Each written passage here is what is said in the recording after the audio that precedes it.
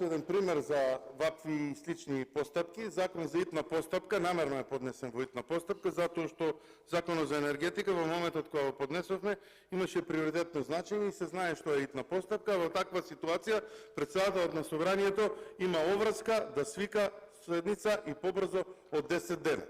За жал тоа не се случи во овие 10 дена, затоа што председателот на собранието си калкулира и со постапките и со процедурите и еве сега законот си иде на некоја редовна седница, така да може би попаметно е, бидејќи нема фајде кај вас да се поднесуваат итни постапки или други процедури, сите закони да ги поднесуваме во редовна постапка. Затоа што итната постапка која што ја поднесовме, не случајно е наречена итна, за да се сакаже седница во пократок рок од тој што е даден. Инаку ќе беше скратена постапка и ќе беше иста со скратената постапка што ја направивте вие денеска со законот за политички партии и сите оние други закони кои што од после 11 часот ги пуштивте во постапка во собранието. Од причини што не се работи за сложен и обемен закон, забелешките кои што ги имаме во Законот за енергетика ги предлагаме во итна постапка, ама во ситуација кога вие раководите во собранието,